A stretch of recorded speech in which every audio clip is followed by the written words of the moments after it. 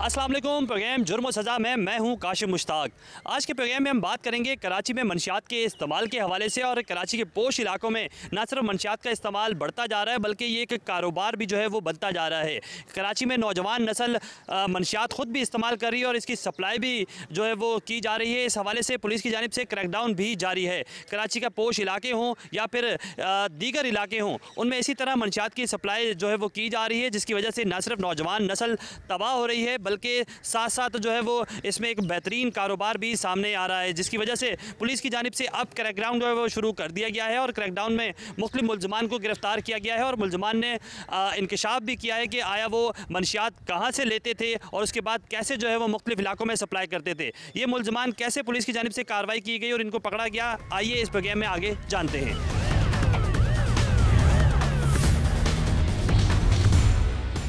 मंशियात के खिलाफ पुलिस की जानिब से क्रैकडाउन जारी है और साउथर्न पुलिस की जानिब से मुख्तलिफ इलाकों में छापामार कार्रवाइयाँ भी की गई और मुल्ज़मान को गिरफ्तार किया गया है। इस वक्त हम डिफेंस थाने में मौजूद हैं और यहाँ भी एक मुल्ज़िम को गिरफ्तार किया गया है। जो मुल्ज़िम ने हैं सनसनीखेज़ इंकशाफात भी किए हैं। क्या इंकशाफात किए हैं इससे जानते हैं। क्या नाम है तुम्हारा? मेरा नाम महमूद है। महमूद, कहाँ से मंशियात लेकर आते थे और कहाँ सप्लाई करते थे, कितने की करते थे? ये हम कोयटा से लेके आते थे, 3,300 रुपये का वहाँ ख़रीदते थे कोयटा में, फिर बस में बैठते थे और इधर कराची लाते थे और कराची से फ़्लाइट वहाँ से जाते थे उधर ट्रैवल एजेंट के पास और टिकट ख़रीदते थे। और उसके बाद जो है हम जब सऊदी अरब और कतर और मलेशिया और थाईलैंड जाते थे। कितनी बार जा चुके हो इन मुल्कों में? 20 दफ़ा जा चुका हूँगा मुख्तलिफ मुल्कों के अंदर। जी।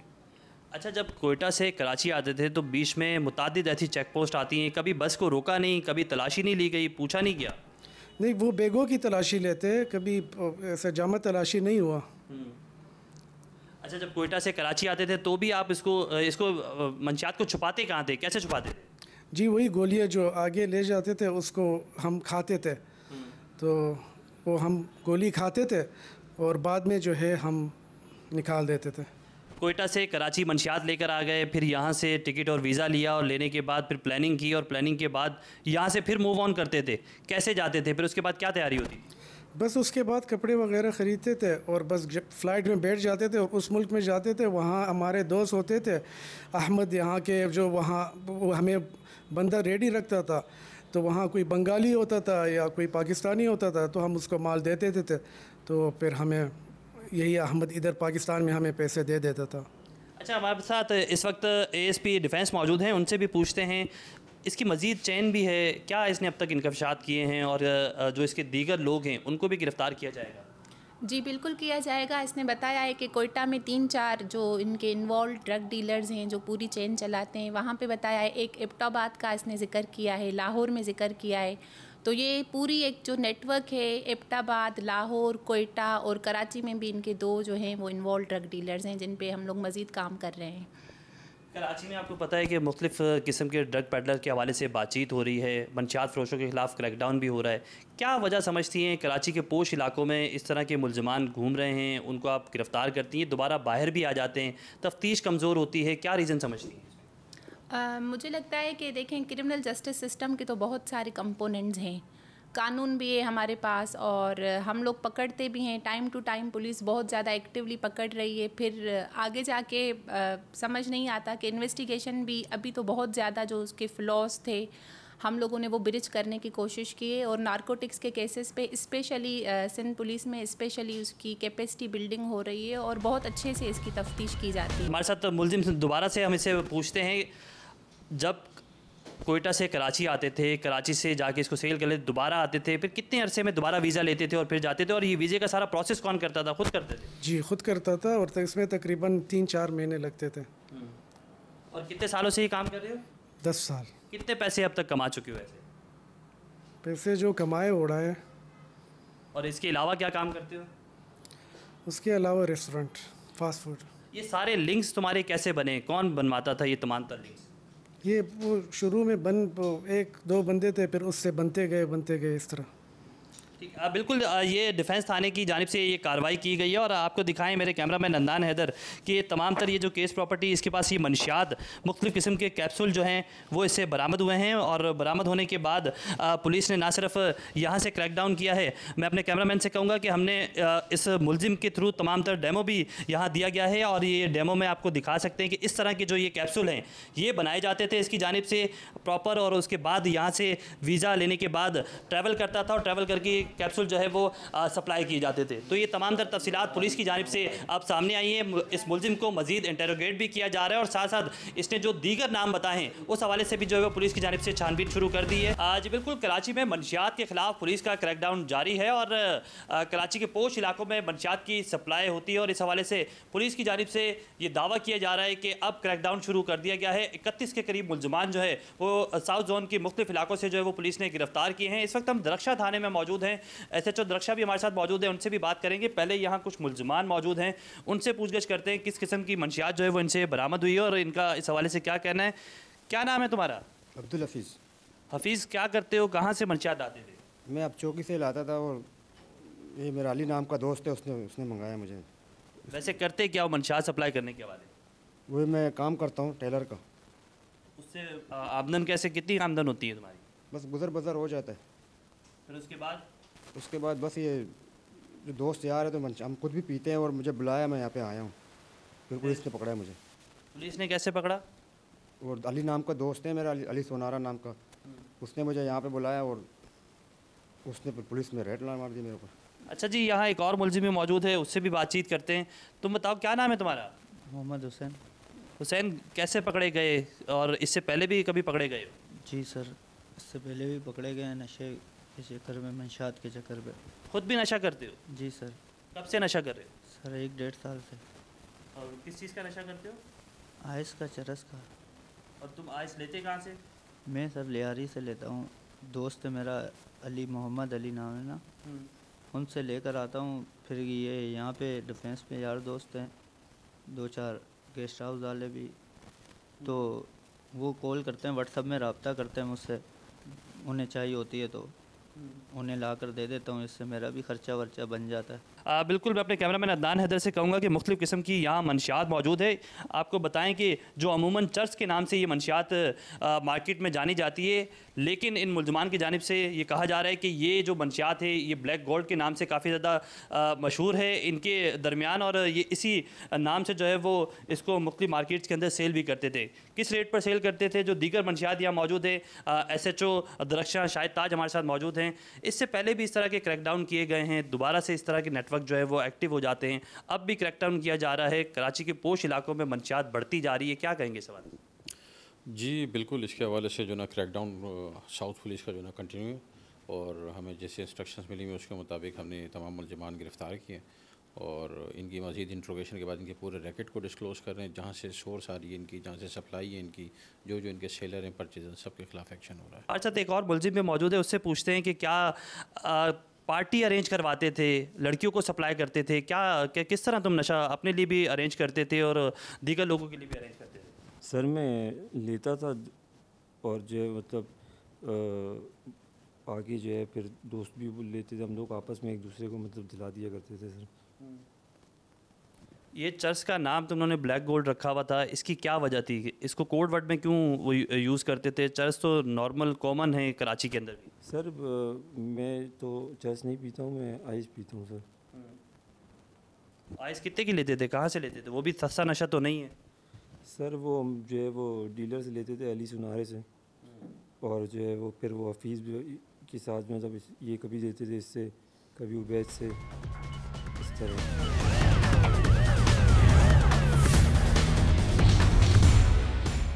आज बिल्कुल कराची में मंशियात के हवाले से पुलिस का क्रैकडाउन जारी है। साउथ जोन पुलिस की जानिब से मुख्तलिफ मुलजमान भी पकड़े गए, लेकिन हमने देखा है कि मुतादिद बार ये मुलजमान पकड़े जाते हैं और उसके बाद दोबारा से मुख्तलिफ मुकदमात में रिहा होते हैं और इसी शहर में जो है ऑपरेट होते हुए नज़र आते हैं। कराची के पोश इलाकों में जो है वो मंशियात का इस्तेमाल बढ़ रहा है और इस हवाले से पुलिस का क्रैकडाउन भी जो है वो मज़ीद तेज़ किया जा रहा है। साउथ जोन पुलिस की जानिब से अब तक क्या कार्रवाइयाँ की गई हैं, कितने मुकदमात दर्ज हुए हैं और इस हवाले से मज़ीद पुलिस की क्या हिकमत अमली है? हमारे साथ मौजूद हैं DIG साउथ असद रज़ा साहब। बहुत शुक्रिया आपने टाइम दिया। ये बताइएगा किस तरह का क्रैकडाउन किया जा रहा है? ना सिर्फ शहर के अंदर मंशियात सप्लाई हो रही है बल्कि शहर से दूसर सूबों में, फिर सूबों से निकलकर बैनुल-अक़वामी सतह पर भी जो है वो मंशियात सप्लाई हो रही है। क्या कहेंगे इस पे? जी देखें, आपने सही निशानदेही की है कि मनशियात जो है वो आजकल के ज़माने में मॉडर्न टाइम्स के अंदर जो है वो मैं समझता हूँ कि लॉ इन्फोर्समेंट एजेंसीज़ के लिए जो है वो सबसे बड़ा चैलेंज हम बन के आया है। इसकी डिफरेंट वजूहात हैं। एक बड़ी वजह तो ये है कि ये एक एडिक्शन है और जो भी इसका यूज़र है या अब्यूज़र है वो इसको किसी न किसी तरीके से हासिल कर लेता है। डिफरेंट तरीक़ों को वो सर्च करता रहता है, ढूंढता रहता है। अगर एक जगह से कोई सोर्स सप्लाई ख़त्म हो जाए तो दूसरी जगह पे वो कोशिश करता है कि वहाँ से उसको मिल जाए। दूसरी बात ये है कि ये एक कंसेंशुअल क्राइम है, रज़ामंदी के साथ किया जाता है कि जो सेलर है और जो कि बायर है दोनों जो हैं वो उनकी रज़ामंदी होती है और कोई भी इसके ऊपर तीसरा ऐसा एजेंट नहीं है कि जो इसके बारे में कोई भी इत्तला दे सके। तीसरी बात ये है कि हमने ये देखा है कि इसके अंदर बहुत ज़्यादा जो है वो वैराइटीज़ जो हैं वो आ चुकी हैं। ड्रग्स के अंदर उनकी अवेलेबिलिटी जो है वो बहुत ज़्यादा बढ़ गई है, चूँकि उसमें एक तो ये है कि जो लॉ इन्फोर्समेंट है उनका जो रिस्पांस है इस चैलेंज को मीट करने के लिए वो काफ़ी मल्टी फ्रंटल है।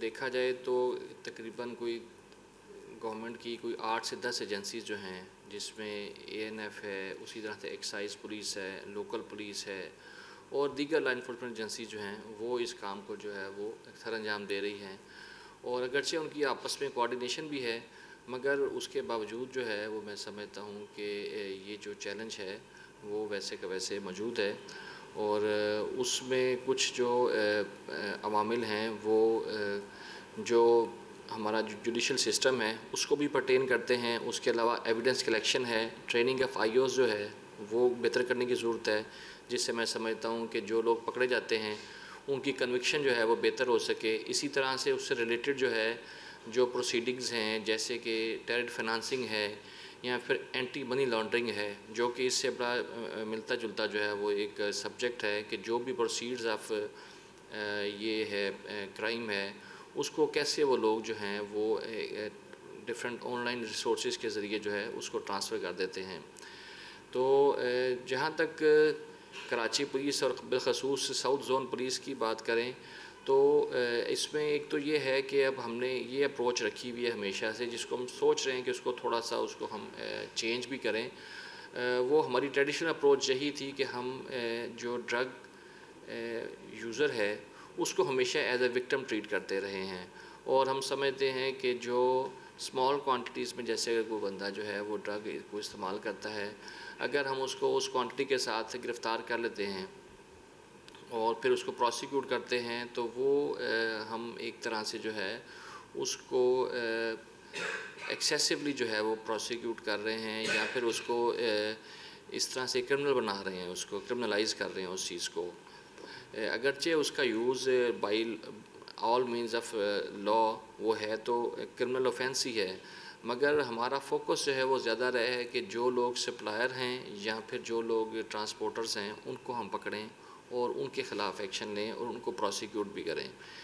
और हमारी तवज्जो जो है जो कि जो लोग उसको इस्तेमाल करते हैं उसके ऊपर हमेशा से कम रही है चूँकि हम समझते हैं कि वो ऑलरेडी विक्टिम्स हैं इस चीज़ के और उनको हम अगर चाहते हैं कि उनको इस चीज़ से दूर करें तो उसके दूसरे जो हैं एवेन्यूज़ हम तलाश करते हैं और उसको उसके ऊपर हम गवर्नमेंट के साथ होल ऑफ गवर्नमेंट अप्रोच को यूटिलाइज़ करते हैं जैसे कि उसमें रिहेबिलिटेशन है या फिर ये है कि जहाँ जहाँ पर ये सप्लाई की जाती हैं उन जगहों को हम टारगेट करते हैं, उनके ख़िलाफ़ रेड्स करते हैं।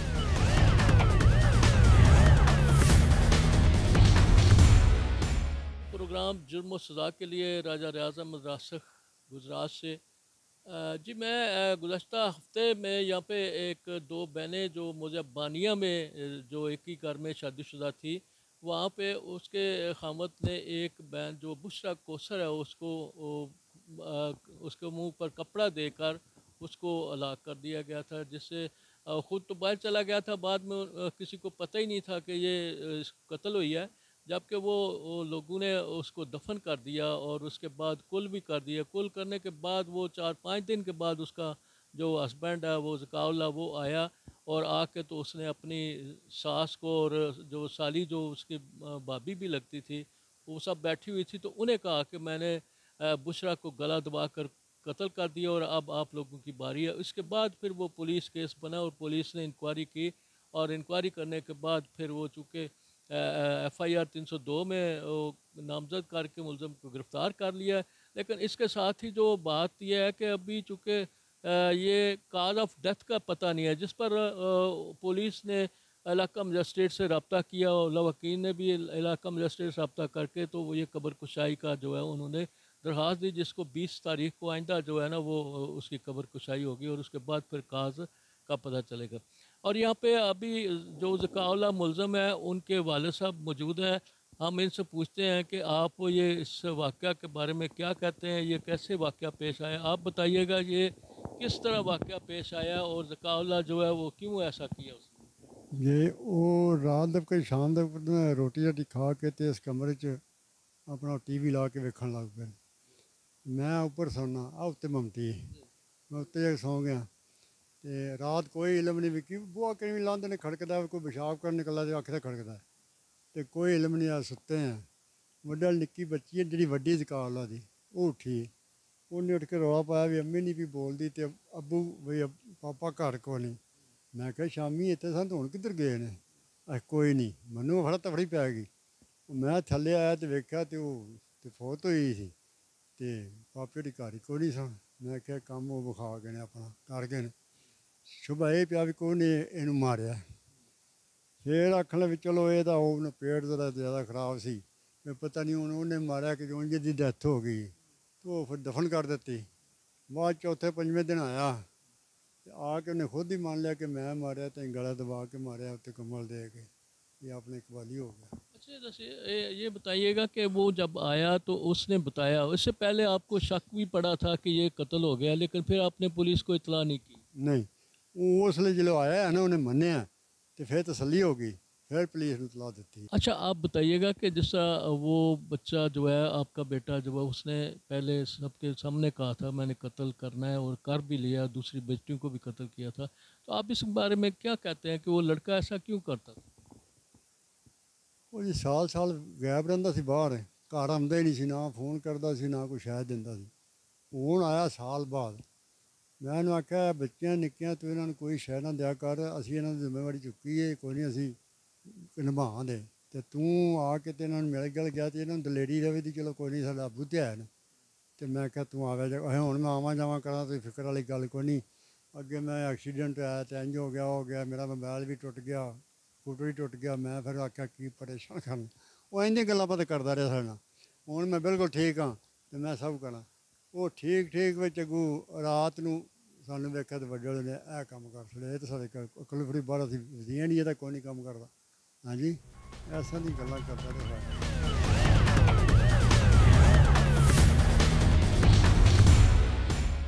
जी मैं इस वक्त थाना कुंजा में मौजूद हूँ, या हमारे पास हसन ज़ुबैर साहब SHO मौजूद हैं। हम इनसे पूछेंगे कि बेगा बानिया जो गांव है वहाँ पे एक खामद ज़काउल्लाह ने अपनी बेगम बुशरा कोसर को कत्ल किया, उसकी बुनियादी वजह क्या है। आप ये बताइएगा कि बुशरा कोसर की जो कत्ल होने की बुनियादी वजह क्या है, और ये आम तो ये है गाँव में कहते हैं कि उसको दफन कर दिया गया, तो कैसे पता चला है कि आप वो बुशरा बीबी कत्ल हुई है? बिस्मिल्लाहिर्रहमानिर्रहीम। राजा साहब जो कत्ल की बुनियादी वजह वो ये है कि मियाँ बीवी का आपस में लड़ाई झगड़ा रहता था और इसकी जो वफ़ात है वो 17 तारीख को होती है।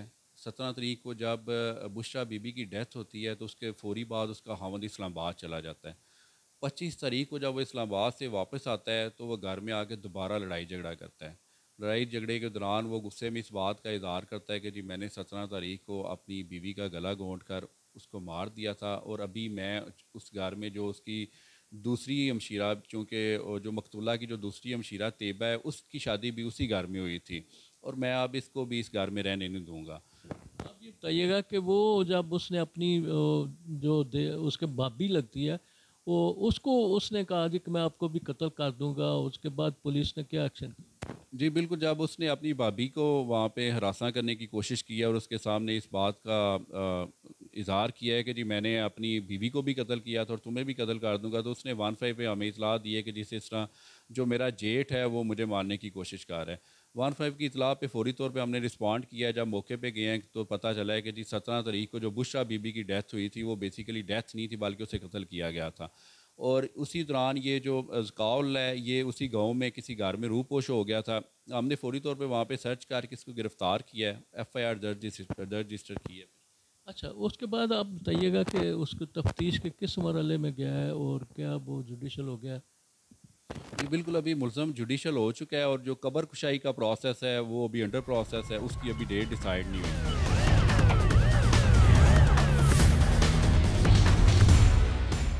जी मैं इस वक्त SP इन्वेस्टिगेशन रियाज अहमद नाज साहब के पास मौजूद हूँ। या हम इनसे पूछते हैं कि मौजा बेगा बानिया में जो एक हस्बैंड ने अपनी बीवी को गला दबाकर कत्ल किया था उसके बारे में हम पूछना चाह रहे हैं। आप ये बताइएगा कि जो बेगा बानिया थाना कुंजा के इलाके में कत्ल हुआ था उसका क्या कैसे हुआ और किस तरह इन्वेस्टिगेशन कहाँ तक गई? इसमें रशीदा बेगम एक औरत है जिसने हमें बताया कि मेरी 2 बेटियों की शादी जो है वो एक ही घर में हुई है। एक की शादी जो है वो बुशरा की ज़काउल्लाह के साथ हुई है, जबकि दूसरी तैयबा जो है उसकी भी शादी उसी घर में हुई है। तो हम वहाँ पे गए तो हमें पता चला कि मेरी बेटी बुशरा जो है वो फौत हो गई है। तो उसके बाद उसके ससुराल वालों ने उसको दफना दिया। तो अभी ये रशीदा बेगम अपने घर में ही मौजूद थी अपनी बेटी तैयबा के साथ। तो ज़काउल्लाह नामी बंदा जो है उसका खामन जो मकतूला का था वो घर में आया और ये जो वहाँ से जो उन्हें शक हुआ कि वो उसके तदफीन में भी शामिल नहीं हुआ। जब वो घर आया तो उसने आके धमकी दी कि मैंने अपनी बीवी को मर्डर कर दिया, अब उसकी दोनों बच्चियों को भी मार दूंगा और अपनी साली को कत्ल कर दूंगा। तो इस पे जो है फिर पुलिस को जब इतला मिली तो फौरी तौर पे हमने रेड करके मुलज़म ज़काउल्लाह को गिरफ़्तार कर लिया और उसे हमने जेल भिजवा दिया। अच्छा, ये बताइएगा कि इसकी बुनियादी वजह क्या थी कि वो अपनी बीवी को कत्ल करने पर मजबूर हुआ है? ये घरेलू झगड़े जैसे मतलब औरतों खावन बीवी के होते हैं, उन्हीं झगड़ों की बिना पे उसने गुस्से में आके ये कर दिया है। तो अभी उसकी हम कब्र कुशाई के लिए हमने एप्लीकेशन दे दी है, तो इंशाल्लाह प्रॉपर उसकी कब्र कुशाई करवा के और मुलज़म के खिलाफ चालान बना। लोधरा से मैं हूं रजब अली मिर्ज़ा और इस वक्त मैं मौजूद हूं लोधरा की तहसील कहरोड पक्का के थाना धनोट के मौज़ा नसीर दीवान की बस्ती जबेला में, जहाँ पर 10 मार्च को 9 साला बच्ची जो पहली क्लास की तालिबा है उससे ज़्यादती का अफसोसनाक वाक़या पेश आया। मैं उस बच्ची के घर के बाहर मौजूद हूँ, मेरे साथ उसके बच्ची के चचा और वालिद मौजूद हैं। उनसे इस वाक़े की तफसील पूछते हैं। ये बताएं कि ये वाक़या कब पेश आया और आपको इस वाक़े का कैसे मालूम हुआ? जी ये वाक़या 10 तारीख का है। यहाँ पे बच्ची बाहर खेल रही थी घर के बाहर ही। कहाँ पर, किस जगह, कौन सा घर है आपका? ये घर है जी सामने। ठीक है। कच्चा टूटा फूटा मकान जो है यही घर है हमारा। मज़दूर बंदे हैं, दिहाड़ी करते हैं। ये हमारा मकान है।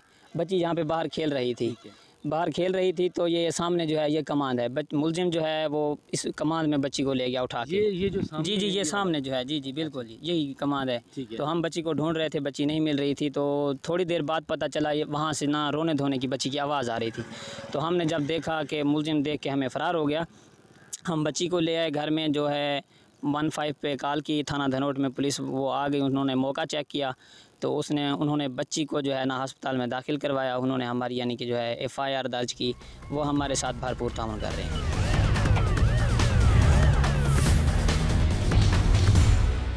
जी बिल्कुल, 9 साला बच्ची से ज़्यादती केस के हवाले से इस वक्त मौजूद हैं हम थाना धनोट में। मेरे साथ तफ्तीशी सब इंस्पेक्टर मोहम्मद इरशाद मौजूद हैं। उनसे इस केस की तफसील जानते हैं। इरशाद साहब ये बताइएगा कि एक तो ये केस की तफसील बताएं, दूसरा ये बताएं कि आपने मुलज़िम को कैसे ट्रेस किया? बेसिकली ये 10 मार्च 2025 मगरिब के बाद का वक़्त हुआ है।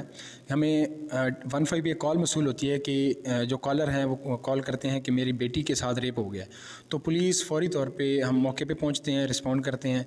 तो जो बच्ची है उसको हम फ़ौरी तौर पे THQ हॉस्पिटल कहरोड पक्का भिजवाते हैं, वहाँ पे जहाँ पे इसका मेडिकल करवाया जाता है। उसके बाद जो एक्यूज़्ड है उसको गिरफ़्तार करने के लिए हम अपने कोशिशें शुरू कर देते हैं। इसी दौरान जो है उस इलाके में कुछ मशकूक अफराद हैं जिनको हम हिरासत में लेते हैं। इब्तदाई जो इंटेरोगेशन की जाती है उसमें ये पता चलता है कि जो एक्चुअल एक्यूज़ है उसका एक भाई हमें जो है ना वो सामने आता है। इसी दौरान जो एक्चुअल मुलज़िम है उसको ये पता चल जाता है कि पुलिस उसको गिरफ़्तार करने की कोशिश कर रही है। तो ये अपने आप को एक टनल फार्मिंग के अंदर छुपा लेता है। पुलिस को इस बात का क्लू मिल जाता है और पुलिस जो है ना उस टनल फार्मिंग का सर्च ऑपरेशन करती है और उसको एक्चुअल को गिरफ़्तार कर लेती है। इसके बाद जो विक्टिम है उसका MLC करवाया जाता है और फिर FIR दर्ज की जाती है। 376 ज़िमन 3 है, उसकी FIR दर्ज की जाती है। इसके बाद जो मुलजिम है और विक्टिम दोनों का PFS से लाहौर से DNA करवाया जाता है। MLC जो विक्टिम की करवाई जाती है इब्तदाई, उसमें ये बात सामने आती है कि रेप कमिट हुआ है। इसके बाद तफ्तीश में अमल में लाकर इसका रिमांड लिया जाता है और आज जो है ना इसका रिमांड ख़त्म हो रहा है। आज हम इसको जुडिशल भिजवा रहे हैं और मंडे को इसको चलान कर दिया जाएगा और तफ्तीश जो है ना वो इस तरह की गई है कि ये वाकई ही सज़ा दिलवाई जाएगी इसको।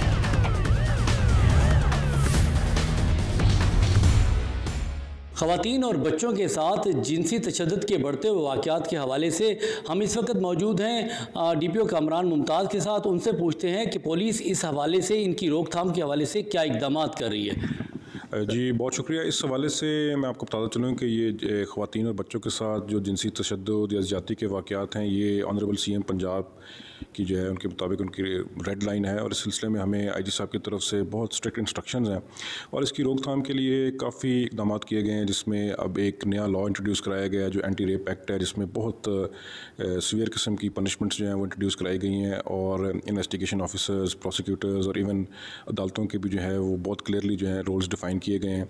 तो वो एक अच्छा लॉ है और इस लॉ को हम मुकम्मल तौर पर इम्प्लीमेंट कर रहे हैं। इसके अलावा इस सिलसिले में माशरे में एक अवेयरनेस की भी बहुत सख्त ज़रूरत है। हमने डिस्ट्रिक्ट लोधरा में काफ़ी अवेयरनेस सेशंस कराए हैं एजुकेशन इंस्टीट्यूशंस में जाके, जिसमें हमने बच्चों को और ख़वातीन को बताया है कि इस लॉ की जो है प्रोविजंस के बारे में बताया है और इसके अलावा उनको ये भी बताया है कि वो किस तरह अपने आप को इन चीज़ों से महफूज कर सकते हैं और अगर उनके साथ वो फील करते हैं कि इस तरह का कोई वाक़या हो रहा है या कोई हरासमेंट हो रही है तो वो किस तरह किन फोरम्स के थ्रू जो है अपनी एनोनिमिटी मेंटेन करते हुए पुलिस को रिपोर्ट कर सकते हैं और पुलिस जो है वो उनकी हर शिकायत पे with in specific time line action लेगी और मुलजिम को गिरफ्तार करके उनको करार वाक़ई सज़ा दिलवाई है। मैं हूँ वहीद गनी साहिवाल से। चंद दिन कबल साहिवाल के इलाका पाक न्यू एवेन्यू कॉलोनी में एक अफसोसनाक और इंतहाई अंदोनाक वाक़या पेश आया, जहाँ पर बेटों ने अपने वालिद के साथ मिलकर अपनी वालदा को कत्ल कर दिया।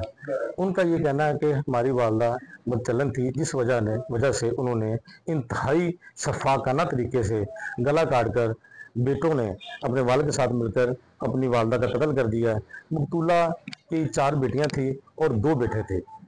इस हवाला से पुलिस को जब इतला मिली मुतलका थाना फ्री टाउन, तो उनके जो SHO हैं ज़ैद साहब, वो मौका पर आए और उन्होंने किस तरह से कार्रवाई की और मौके से किस तरह जो भी मामला किए उस हवाले से पूछते हैं। हम SHO ज़ैद हमारे साथ मौजूद है थाना फ्री टाउन के, उनसे तफसीलात जानते हैं। जी ज़ैद साहब।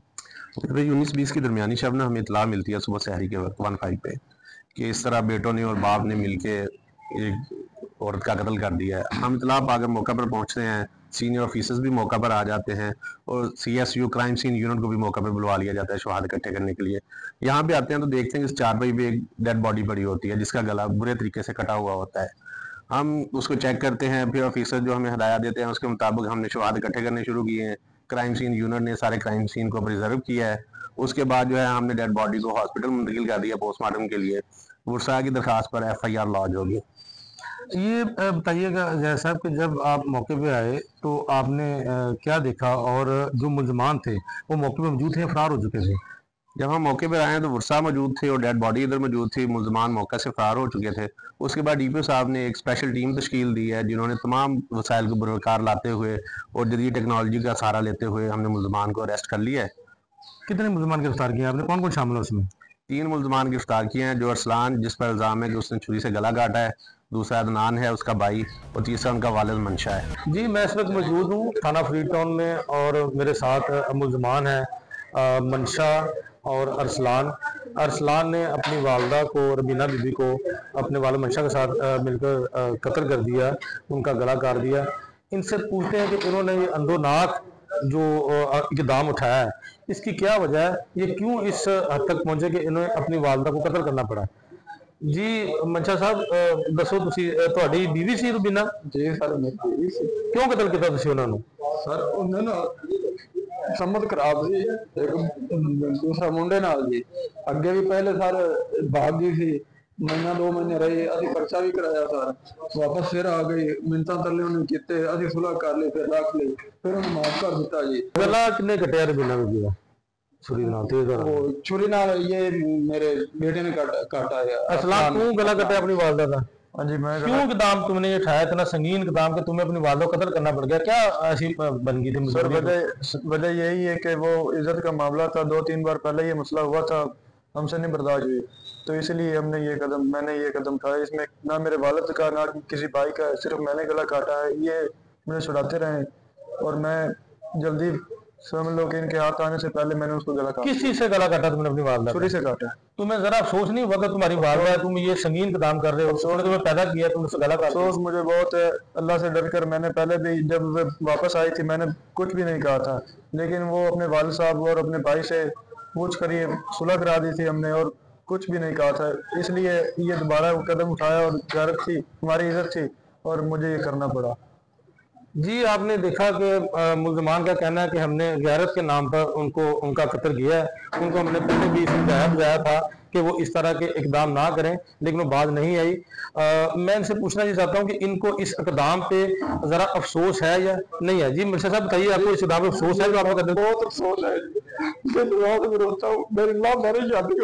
तब आपको अफसोस नहीं था जब आप उन्हें कत्ल करें? संगीन इकदाम आपको बेटे के नाम रोका नहीं? मैंने इनको बहुत रोका लेकिन जल्दबाजी से इन्होंने काट दिया गला। जी मेरे साथ मौजूद है इस वक्त जो मकतूला रबीना बीबी है, उनके चचा, उनसे पूछते हैं कि वो अब तक पुलिस की जो कार्रवाई है उससे किस हद तक मुतमिन है, क्या उनको इंसाफ मिलता हुआ दिखाई दे रहा है और उनके मुल्ज़मान का अब क्या स्टेटस है?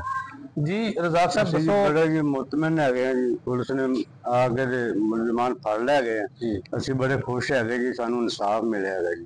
ठीक है, ਅੱਗੇ ਤੁਸੀਂ ਕਿਸ ਤਰ੍ਹਾਂ ਦੇਖਦੇ ਹੋ ਕਿ ਪੁਲਿਸ ਨੇ ਜਿਹੜੀ ਵਕਤੀ ਕਾਰਵਾਈ ਤੁਸੀਂ ਕਹਿੰਦੇ ਕੀਤੀ ਹੈ, ਸਾਡੇ ਮੁਲਜ਼ਮਾਨ ਗ੍ਰਿਫਤਾਰ ਕਰ ਲਏ ਆ, ਤੁਸੀਂ ਸਮਝਦੇ ਹੋ ਪੁਲਿਸ ਤੁਹਾਨੂੰ ਤਾਵਨ ਕਰ ਰਹੀ ਹੈ? ਸਾਨੂੰ ਜੀ ਬਹੁਤ ਅਸੀਂ ਮੁਤਮਿਨ ਹੈ 100% ਆ ਜੀ, ਅਸੀਂ ਬਹੁਤ ਖੁਸ਼ ਹੈਗੇ ਇਹਨਾਂ ਦੇ ਮੌਕੇ ਤੇ ਆ ਕੇ ਇਹਨਾਂ ਗ੍ਰਿਫਤਾਰ ਕਰ। ਔਰ ਜਿਹੜਾ ਇਹ ਕਤਲ ਕੀਤਾ ਤੁਹਾਡੀ ਜਿਹੜੀ ਭਤੀਜੀ ਹੈ ਉਹਦਾ ਕਤਲ ਕੀਤਾ ਉਹਦੇ ਬੇਟਿਆਂ ਨੇ ਔਰ ਉਹਦੇ ਖਾਵੰਦ ਨੇ ਮਿਲ ਕੇ, ਇਹਨੂੰ ਤੁਸੀਂ ਕਿਸ ਤਰ੍ਹਾਂ ਦੇਖਦੇ ਹੋ? ਇਹ ਬਹੁਤ ਜ਼ਾਲਮਾਨਾ ਇਕਦਾਮ ਉਠਾਇਆ ਜੀ ਇਹਨਾਂ ਨੇ, ਬਹੁਤ ਵੱਡਾ ਜ਼ਾਲਮਾਨਾ ਇਕਦਾਮ ਉਠਾਇਆ ਤੇ ਸਾਨੂੰ ਬੜੀ ਪਰੇਸ਼ਾਨੀ ਆਈ, ਅਸੀਂ परेशान है, गरीब आदमी है जी, बिल्कुल साढ़े तावन कर रही पुलिस, बिल्कुल जी।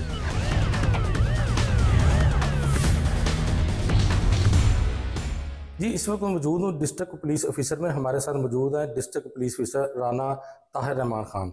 हम इनसे पूछेंगे, इनसे जानते हैं कि जब इनको इस वाक़े की इत्तला मिली तो उन्होंने कार्रवाई के लिए क्या इक़दाम किए और मज़ीद इस केस को मुंतकी अंजाम तक पहुँचाने के लिए क्या इक़दाम कर रहे हैं। जी शुक्रिया। बिस्मिल्लाहिर्रहमानिर्रहीम। हमें 19 और 20 मार्च की दरमियानी शब जब 15 के ज़रिए इस इंसिडेंट की कॉल मौसूल हुई तो पुलिस ने फौरी तौर पे रिस्पॉन्ड किया। SHO फ्री टाउन और DSP सिटी मौका पर पहुंचे और उसमें ये सामने आया है कि 40 साल की रुबीना नाम की खातून के ऊपर उसके हस्बैंड को और बेटों को शक था कि उसके किसी के साथ इलिसिट रिलेशंस हैं, तो इसके ऊपर उन्होंने उसको मर्डर कर दिया है। पुलिस ने फौरी तौर पे क्राइम सीन को प्रिजर्व किया और अच्छी हमने टीम्स बना के फौरी तौर पे जो एक्यूज थे इस मर्डर के उनको अरेस्ट कर लिया जी। अच्छा सर, इसमें आपने मुल्ज़मान को, जो तीनों मुल्ज़मान हैं उनको अरेस्ट कर लिया है, इस केस को आप मुंतकी अंजाम तक पहुँचाने के लिए फर्दर जो प्रोसिक्यूशन सिस्टम है उसके लिए क्या अहम इकदाम उठा रहे हैं? इसके लिए हमने अपने बेहतरीन जो इन्वेस्टिगेटिंग ऑफिसर्स हैं उसको इसमें अटैच किया हुआ है। हमारे ख़ुद भी ज़ाहिर है मैं इसको मॉनिटर कर रहा हूँ, DSP SHO सारे हम इसको एज ए टीम मॉनिटर कर रहे हैं इसकी इन्वेस्टिगेशंस को, और प्रोसिक्यूशन के साथ मिलके हम एविडेंस कलेक्शन मुकम्मल तौर पे अच्छे तरीके से करके और इस केस को मुंतकी अंजाम तक पहुँचे। मैं वारिस हैदरी, नुमाइंदा जियो न्यूज़ उकाड़ा। मैं इस वक्त उकाड़ा ज़िला के थाना हुजरा शाह मुकीम के इलाका इस्माइलपुरा में मौजूद हूँ, जहाँ चंद रोज़ कबल एक इंतहाई अफसोसनाक वाक़या पेश आया। वाक़या ये था कि एक शख्स शहजाद अहमद ने अपनी रोज़ादार बीवी नाहिद बीबी को कत्ल करने के बाद ख़ुद को फायर मारकर ज़िंदगी का ख़ात्मा कर लिया। सारे वाक़े का अफसोसनाक पहलू ये है कि दोनों की एक 5 साला बच्ची महानूर भी थी, जो बाप की शफ़क़त से और माँ की मोहब्बत से महरूम हो गई। मैं इस वक्त मकतूला नाहिद बीबी की वालदा और मुकदमा कत्ल की मुद्दइया सुरैया बीबी के साथ मौजूद हूँ। मैं उससे पूछता हूँ कि ये सारा वाक़या कैसे पेश आया। जी खाला जी, ये बताएं कि ये सारा वाक़या कैसे पेश आया? हाँ जी बेटा, ਆ ਟਾਈਮ ਹੈ ਉਹ ਬੇਟਾ ਲਾਹੌਰ ਰਹਿੰਦਾ ਸੀ ਕਿਤਨੇ ਦਿਨ ਤੇ ਦੁਕਾਨ ਸ਼ੁਕਾਨ ਬਣਾਉਂਦਾ ਫਿਰਦਾ ਸੀ ਉਹ ਬੇਟੀ ਮੇਰੀ ਇੱਧਰ ਘਰੋਂ ਉਹਨਾਂ ਦੇ ਅਸੀਂ ਦੋਵੇਂ ਮਾਵਾਂ ਦੀ ਉਹ ਤੇ ਇੱਧਰ ਆਈਆਂ ਅਸੀਂ ਅੱਗੇ ਆ ਤੇ ਬਹਿ ਗਈਆਂ ਉਹ ਬੇਟਾ ਵੀ ਆ ਗਿਆ ਸਾਡੇ ਰੋਜ਼ੇ ਨੇ ਤੇ ਆ ਟਾਈਮ ਹੋ ਗਿਆ ਤੇ ਉਹਨੂੰ ਮੈਂ ਇੱਥੇ ਪੁੱਛਿਆ ਵੀ ਤੁਹਾਨੂੰ ਰੋਜ਼ਾ ਹੈ ਉਹਨਾਂ ਆਖਿਆ ਮੈਨੂੰ ਰੋਜ਼ਾ ਨਹੀਂ ਹੈ ਅਸੀਂ ਲੱਸੀ ਬਣਾ ਕੇ ਦਿੱਤੀ ਹੈ ਉਹਨੇ ਪੀ ਲਈ ਇੱਥੇ ਬੇਟੀ ਪਈ ਹੈ ਇੱਥੇ ਉਹ ਬੇਟਾ ਬੈਠਾ ਹੋਇਆ ਇਹ ਦਰਵਾਜ਼ਾ ਵੀ ਐਵੇਂ ਖੁੱਲ੍ਹਾ ਇਹ ਵੀ ਖੁੱਲ੍ਹਾ ਉਹ ਬੇਟੀ ਜਿਹੜੀ ਹੈ ਉਧਰ ਸਾਲਨ ਪਕਾਉਣ ਲੱਗ ਪਈ ਰੋਜ਼ਿਆਂ ਦਾ ਟਾਈਮ ਹੈ ਮੈਂ ਉਸ ਬੇਟੇ ਦੀ ਬਾਂਹ ਤੋਂ ਫੜਿਆ ਮੈਂ ਆਖਿਆ ਵੀ ਆ ਮੇਰੇ ਨਾਲ ਆਟਾ ਚੁੱਕ ਤੇ ਲਾਇਆ ਆਪਾਂ ਮੈਂ ਵੀ ਬੇਵਾ ਮੇਰੀ ਅਗਾਂ ਬੱਚੀ ਵੀ ਬੇਵਾ ਹੈ ਉਹ ਮੇਰੇ ਨਾਲ ਨਹੀਂ ਗਿਆ ਉਹਨੇ ਆਖਿਆ ਵੀ ਨਹੀਂ ਮੇਰੇ ਸਿਰ ਨੂੰ ਦਰਦ ਹੈ ਬੈਠਾ ਤੁਸੀਂ ਜਾਓ ਆਟਾ ਲਾਇਆ ਜਿਸ ਵਕਤ ਅਸੀਂ ਆਟਾ ਲੈਣ ਚਲੇ ਗਏ ਉਹਨੇ ਬਾਅਦ ਕੁੰਡੀ ਦੇ ਲਈ ਹੈ ਤੇ ਇਧਰੀ ਵੀ ਕੁੰਡੀ ਦੇ ਲਈ ਹੈ ਅਸੀਂ ਆਟਾ ਲੈਣ ਚਲੇ ਗਏ ਬਸ ਤੇ ਜਿਹੜੀ ਕੁੜੀ ਹੈ ਜਿਸਲੇ ਜਾਂ ਕੁੰਡੀ ਲੱਗੀ ਹੈ ਤੇ ਫੈਰੰਗ ਹੋਈ ਹੈ ਧਰਾ ਤੇ ਇਹ ਬੇਟੀ ਭਾਈ ਤੇ ਉੱਠੀ ਹੈ ਸਾਲਾਂ ਚਾਹ ਨਾਲ ਕਿਚਨ ਹੈ ਇਧਰੋਂ ਉੱਠੀ ਹੈ ਤੇ ਇਹਨੇ ਦਰਵਾਜ਼ੇ ਨੂੰ ਧੱਕਾ ਮਾਰਿਆ ਸੱਦ ਮਾਰਿਆ ਨਹੀਂ ਆਵਾਜ਼ ਆਈ ਭਾਈ ਤੇ ਇਹ ਦਰਵਾਜ਼ਾ ਚੜ ਗਈ ਉੱਤੇ ਛੱਤ ਦੇ ਬੂਬੂ ਕੀਤੀ ਰੋਲਾ ਪਾਇਆ ਹੈ ਤੇ ਆਦਮ ਸਾਰਾ ਗਲੀ ਮੱਲੇ ਵਾਲਾ ਇਕੱਠਾ ਹੋ ਗਿਆ ਉਹਨੇ ਚਿਰ ਨੂੰ ਅਸੀਂ ਵੀ ਆਟਾ ਲੈ ਕੇ ਪਹੁੰਚ ਪਈਆਂ ਅਸੀਂ ਆ ਤੇ ਦਰਵਾਜ਼ੇ 'ਚ ਇੱਥੇ ਖੜੀਆਂ ਹੋਈਆਂ ਆਟਾ ਸੱਟ ਦਿੱਤਾ ਤੇ ਆਦਮ ਨੂੰ ਹੱਥ ਜੋੜਨ ਲੱਗ ਪਈਆਂ ਵੱਜਣ ਲੱਗ ਪਈਆਂ ਤੇ ਬੰਦਿਆਂ ਨੇ ਫੋਨ ਕਰਵਾਇਆ 15 ਤੇ ਕਾਲ ਕੀਤੀ ਹੈ ਤੇ ਮੈਂ ਸ਼ਹਜ਼ਾਦ ਦੇ ਭਾਈ ਨੂੰ ਬੁਲਾ ਕੇ ਲਿਆਈਆਂ ਉਹਨੂੰ ਮੈਂ ਆਖਿਆ ਵੀ ਆ ਤੁਸੀਂ ਵੇਖੋ ਵੀ ਸ਼ਹਜ਼ਾਦ ਆਇਆ ਬੈਠਾ ਹੈ ਤੇ ਮੈਨੂੰ ਸਮਝ ਨਹੀਂ ਆਉਂਦੀ ਵੀ ਅੰਦਰੋਂ ਕੁੰਡੀ ਲੱਗ ਗਈ ਹੈ ਨਹੀਂ ਫੈਰੰਗ ਹੋਈ ਹੈ ਉਹਦੇ ਭਾਈ ਵੀ ਆ ਗਏ ਨੇ ਉਹਦੇ ਸਾਰੇ ਆ ਗਏ ਨੇ ਤੇ ਉਹਨਾਂ ਆ ਤੇ ਪੁਲਿਸ ਨੇ ਕੁੰਡਾ ਖੋਲ੍ਹਿਆ ਅਸੀਂ ਸਾਰੇ ਮੌਜੂਦ ਉੱਥੇ ਖਲੇ ਹਾਂ ਉਹਦੇ ਪੇਕੇ ਵੀ ਇਹ ਦੋ ਅਸੀਂ ਆਦੀ ਧੀ ਦੇ ਪੇਕੇ ਵੀ ਕੋਈ ਲੜਾਈ ਨਹੀਂ ਕੋਈ ਝਗੜਾ ਨਹੀਂ ਆਪਸ 'ਚ ਇੱਥੇ ਬੈਠਿਆਂ ਨੂੰ ਛੱਡ ਕੇ ਬੇਟਾ ਗਈਆਂ ਆ ਉਸ ਦੀ 5 ਸਾਲ ਦੀ ਬੇਟੀ ਹੈ 8 ਸਾਲ ਦੀ ਸ਼ਾਦੀ ਨੂੰ ਹੋ ਗਏ ਨੇ ਤੇ ਉਹ ਕੁੜੀ ਦਾ ਬਾਪ ਵੀ ਮੇਰਾ ਬੰਦਾ ਵੀ ਫੌਤ ਹੋਇਆ ਹੋਇਆ ਅਗਾ ਮੇਰੀ ਬੇਟੀ ਦਾ ਇਹ ਮਰੀਮ ਨਵਾਜ਼ ਅੱਗੇ ਇਹ ਅਰਜ਼ ਹੈ ਕਿ ਮੇਰੀ ਦੋਤਰੀ ਮੈਂ ਸਾਂਭਦੀ ਪਈ ਹਾਂ मेरे नाल कोई मदद की जावे माड़ियाँ बेवाओं इस बच्ची वास्ते कोई सोचा जावे। मकतूला नहीद बीबी की बेवा बहन नुसरत बीबी के साथ मौजूद हूँ। मैं उनसे पूछता हूँ कि वो इस सारे वाक़े के बारे में क्या मालूमात रखती हैं। जी बीबी ये बताएं कि आपकी बहन को कत्ल कर दिया गया, आपके बहनोई ने खुदकुशी कर ली, ये सारा वाक़या क्यों पेश आया? भाई सानू तो कोई मालूम नहीं रहा, उन्होंने सलूक सी प्यार सी एक दूजे तो बगैर नहीं रहते सन। ਉਹਨਾਂ ਦੀ ਇੱਕ ਬੇਟੀ ਵੀ ਹੈਗੀ ਹੈ ਬੜਾ ਉਹਨਾਂ ਦਾ ਸਲੂਕ ਸੀ ਕੋਈ ਲੜਾਈ ਝਗੜਾ ਨਹੀਂ ਸੀ ਬੜੇ ਸਲੂਕ ਨਾਲ ਰਹਿੰਦੇ ਸਨ ਪਿਆਰ ਨਾਲ ਰਹਿੰਦੇ ਸਨ ਇੱਥੇ ਆਏ ਨੇ ਹੱਸਦੇ ਖੁਸ਼ ਰਾਜ਼ੀ ਬੈਠੇ ਸਨ ਅੰਮੀ ਹਰੀ ਆਟਾ ਲਾਉਣ ਗਿਆ ਚਲੇ ਨੇ ਮੈਂ ਉਹਦੇ ਕਿਚਨ 'ਚ ਬੈਠੀ ਹਾਂ ਸਾਲਨ ਬਣਾ ਦੀ ਪਈ ਹਾਂ ਉਹਨਾਂ ਕੁੰਡੀ ਲਾ ਲਈ ਹੈ ਫਿਰ ਇੱਕ ਵਾਰੀ ਫੈਰੰਗ ਦੀ ਆਵਾਜ਼ ਆਈ ਹੈ ਤੇ ਮੈਂ ਆਈ ਹਾਂ ਦਰਵਾਜ਼ਾ ਖੜਕਾਇਆ ਦਰਵਾਜ਼ੇ ਲੌਕ ਸਨ ਤੇ ਫਿਰ ਮੈਂ ਬੱਜੀਆਂ ਛੱਤ ਤੇ ਚੜੀਆਂ ਰੋਲਾ ਪਾਇਆ ਆਵਾਮ ਇਕੱਠੀ ਹੋ ਗਈ ਹੈ ਫਿਰ ਉਹਦੇ ਭਾਈ ਨੂੰ ਬੁਲਾ ਤੇ ਲਿਆਂਦਾ ਫਿਰ 15 ਤੇ ਕਾਲ ਕੀਤੀ ਪੁਲਿਸ ਆ ਗਈ ਉਹਨਾਂ ਦਰਵਾਜ਼ਾ ਖੋਲ ਤੇ ਵੇਖਿਆ ਤੇ ਦੋਵੇਂ ਮੀਆਂ ਬੀਵੀ ਮਰ ਚੁੱਕੇ ਸਨ।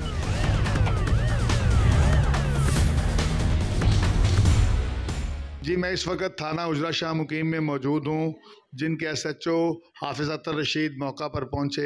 मैं उनसे पूछता हूँ कि जब वो मौका पर पहुँचे तो सारा वाक़या क्या देखा। हाफिज़ साहब ये बताइएगा कि आप जब मौका पर पहुँचे हैं तो क्या सूरत है? जी ये 15 पुकार 15 की इतला पे मैं मौके पर पहुँचा था। इतला ये थी कि खामद ने बीवी को फायर मारकर मार दी है और बाद खुद भी खुदकुशी कर ली हुई है। इस इतला पे मौके पे पहुँचे हैं तो पता चला है कि शहजाद नामी शख्स जो है ये सुबह लाहौर से आया, लाहौर में मेहनत मजदूरी करता है और कोई 2 घंटे पहले अकरन से लाहौर से वापस आया और आके तो कमरे के अंदर चला गया है। कमरे के अंदर उसकी मिसेस हमरा थी। थोड़ी देर के बाद जो घर वालों ने बताया कि कमरे का दरवाज़ा अंदर से लॉक हो गया है और कुछ ही लम्हों के बाद यके बाद दीगरे 5 से 6 फायर हुए हैं। उसके बाद उन्होंने दरवाज़ा खोलने की कोशिश की, दरवाज़ा नहीं खुला, जिस पर उन्होंने पुलिस को इत्तला की। पुलिस मौके पे पहुंची है। हमने जाके देखा दरवाज़ा अंदर से लॉक था। दरवाज़ा हमने उसका लॉक उसे ब्रेक किया, दरवाज़ा ब्रेक करके अंदर देखा तो 2 लाशें मौजूद थी। एक शहजाद था और एक उसकी मिसेस नाहिद थी और मिसेस जो थी उसको 5 फायर लगे हुए थे। साथ ही जो आला कत्ल था पिस्टल वो भी मौजूद था और इस तरह हमने फिर उसको क्राइम सीन जो है उसका फोरेंसिक मुकम्मल किया, उसकी कार्रवाई की। बाद जो हालात हैं मौके पे शवाहद है उसके मुताबिक मुल्ज़िम शहजाद ने पहले बीवी को फायर मारे और बाद अपने सीने में फायर मारकर ख़ुद को खुदकुशी कर ली, अपने आप को ख़त्म कर लिया। नसीराबाद से मैं हूं आबिद बलोच। बलोचिस्तान के ग्रीन बेल्ट और नसीराबाद डिवीज़न में अमन अमान की मखदूस सूरत ने हर शहरी को परेशान कर दिया है और नसीराबाद, जाफराबाद, उस्ता मोमन और भाग में सिंध बलोचिस्तान को इशारा हो या नोटाल टू गंदावा राब्ता सड़कें या शहर हो, डाकू आते हैं, डकैतियां करके फरार हो जाते हैं और अब तक इन इलाकों में डकैतियों के दौरान दर्जनों मोटरसाइकिल छीनी गई हैं और एक पुलिस एहलकार समेत 3 शहरी अपने प्यारों से जुदा हो गए हैं। इन इलाकों में अमन अमान की सूरत के मुतालिका DIG नसीराबाद अयाज बलोच और SSP नसीराबाद से समेत दीगर शहरियों से भी बात करने की कोशिश करेंगे।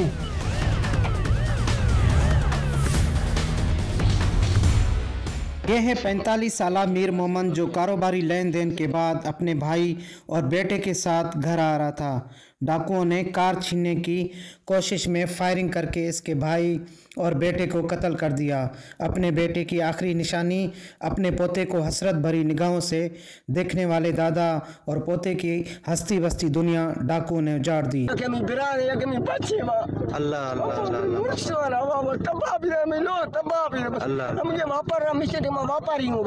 नसीराबाद डिवीज़न में नसीराबाद, जाफराबाद, उस्ता मोमन या नौताल टू गंदावा या फिर बख्तियाराबाद या भाग की राब्ता सड़कें हों, यहाँ तक कौमी शाहराह गैर महफूज हैं। खासकर हमारा जो नसीराबाद डिवीज़न है, यहाँ पर आए रोज़ मोटरसाइकिल चोरी और चीनी के वाक़यात होते हैं, रोड डकैतियाँ हो रही हैं और शहर में बाज़ार और ताजिर महफूज नहीं है। तो सूरत हाल इतना ख़राब है कि हम तो सिर्फ एहतजाज कर सकते हैं, हम अपनी बात पहुँचा सकते हैं, लेकिन जिनके पास इख्तियार है वो शायद कोई और काम करे अपना ये काम छोड़कर। इसलिए हमने उनको झंझोड़ा भी है, कहा भी है कि भाई खुदा के लिए आप अपनी जिम्मेदारी अदा करें। इस वक्त मैं DC ऑफिस के सामने हूँ। DC डिस्ट्रिक्ट का सबसे बड़ा ऑफिसर होता है, लेकिन DC असल चीज़ जो है ना वो अमन अमान का क़याम, उसकी तरफ तवज्जो नहीं दे रहे, इदारों को पाबंद नहीं कर रहे हैं कि वो शहरों को महफूज ज़िंदगी गुजारने का कोई वो दे दें। इसलिए कि आज हम परेशान हैं, हमारा बच्चा मोटरसाइकिल लेकर बाजार निकलता है, हम परेशान होते हैं कि वो घर खरीद से पहुँचे। हमारा ताजिर गैर महफूज है, हमारा ज़मींदार गैर महफूज है और हमारा तालिब इल्म गैर महफूज है। इसलिए अमन अमान बहुत ज़रूरी है। अमन अमान के बगैर ज़िंदगी का रुपया नहीं चल सकता है। नसीराबाद डिवीज़न में गुज़िश्ता 1 माह के दौरान दर्जनों मोटरसाइकिलें छीनी गई हैं, जिससे एक पुलिस एहलकार समेत 3 शहरियों का कत्ल होना पुलिस की कारकर्दगी पर सवालिया निशान छोड़ता है। हमारे साथ मौजूद हैं SSP नसीराबाद सरदार गुलाम सरवर भाइयों साहब। आज उनसे पूछते हैं, सर आप ये फरमाएं कि कौमी शाहराह हो या राब्ता सड़कें हो या शहर हो, आए रोज डाकुओं की जो है ना लूटमार का सिलसिला मुसलसल इजाफा होता जा रहा है। हाईवे को सेफ करने के लिए जैसे मेरी यहाँ पर पोस्टिंग हुई तो मैंने चेक किए कि नाके वगैरह पहले लगे होते थे, वो नाके वगैरह नहीं थे, तो इसीलिए नाकों की ना होने की वजह से, नफरी ना होने की वजह से मोटरसाइकिल की स्नैचिंग हो रही थी और रोड रॉबरी भी हो रही थी। अल्हम्दुलिल्लाह मैंने जो सारे नाके थे हाईवे के उनको रीएक्टिव किया, वहाँ पे बंदे लगाए, हमने गश्त हमने बढ़ाया, गाड़ियाँ लाइन से निकाली। अल्हम्दुलिल्लाह मेरे आने तक अभी तक अल्लाह का शुक्र कोई भी एक इंसिडेंट भी रोड रॉबरी का नहीं हुआ है। बाइक से गिरफ्तार किए गए हैं और उनसे क्या क्या बरामद हो चुका है? अल्हम्दुलिल्लाह लास्ट वीक में जब मैंने प्रेस कॉन्फ्रेंस की थी तो उसमें तकरीबन हमने कोई 10 मोटरसाइकिलें जो स्नैच हुई थी या चोरी हुई थी वो रिकवर की थी।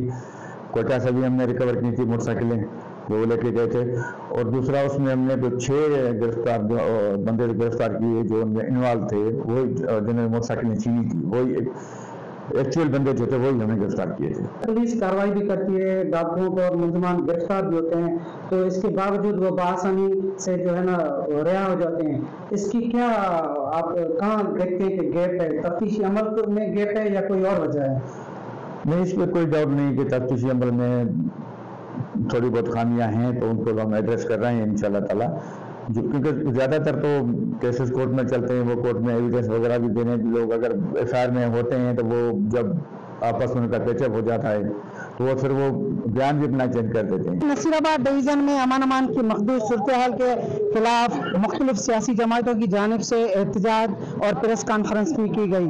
इस वक्त हमारे साथ शहरी एक्शन कमेटी के चेयरमैन भी मौजूद हैं उनसे भी बात करते हैं कि आप ये बताएं कि अमन अमान की सूरत को आप किस नज़र से देखते हैं? रमजान शरीफ जैसे ही शुरू होते ही साइकिल मोटरों की मारधाड़, लूटमार, मोबाइलों की लूटमार, रोड पे डकैती, कोई पूछने वाले नहीं है। पुलिस बोल रहे है भाई हम लोगों ने मुजरिम पकड़े हैं। कहाँ है मुजरिम? भाई एक को लेके आके उसके ऊपर कपड़ा डाल देते हैं, भाई ये मुजरिम है। चलो भाई मुजरिम को तो पकड़ लिया, फिर तो साइकिल मोटर चोरी के ना होने।